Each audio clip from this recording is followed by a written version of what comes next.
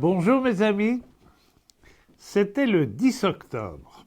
Serge Seguin, directeur général de l'AQDR, fidèle à ses bonnes habitudes, me signale un excellent dossier de la presse intitulé « Tout un système pour vieillir chez soi ».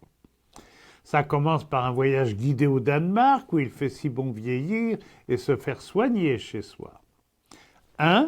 Dans ce pays qui vieillit collectivement à la même vitesse que le Québec, 65% du budget public de soutien aux âgés est consacré aux soins à domicile. Au Québec, c'est le contraire. On consacre 70% du budget à l'hébergement, comme par exemple dans les CHSLD où une place coûte 91 000 $ par année. 2. Les listes d'attente. Ici, 41 000 personnes sont en attente, dont 20 000 depuis plus de 90 jours. À Copenhague, aucune attente. Aucune. 3. Au Danemark, les soins sont du ressort des municipalités et sont ainsi protégés. Ici, les CIS et autres CIUS détournent, je devrais dire sucent régulièrement les crédits des soins à domicile vers les hôpitaux et pour combler leurs déficits.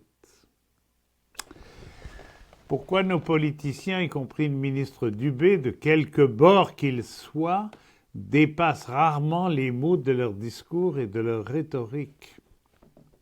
Pourquoi ces maisons des aînés que les Danois se refusent de construire? Comme me l'écrit une amie retraitée militante de l'enseignement, « Jean, vous avez raison. Les constructions, ça coûte cher, mais ça donne des contrats aux amis et ça fait gagner des votes. Misère. Dès que le gouvernement annonce une construction à un prix X, quelque temps plus tard, ce prix a grimpé de 20, 25 ou 50%. Il en va ainsi pour les fameuses maisons des aînés. » Fin de citation. Pourquoi les détournements autorisés de fonds publics vers les hôpitaux et pour combler leurs déficits? Nous ne manquons pas d'idées alternatives, voir les travaux de l'ex-ministre Régent Hébert par exemple, mais aussi des travaux de nombreux spécialistes en politique publique.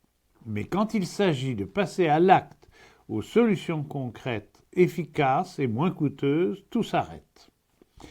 Notre prochaine révolution tranquille devra se faire aux dépens de nos technocraties toutes puissantes, aussi impératif et évident que leur goût du béton.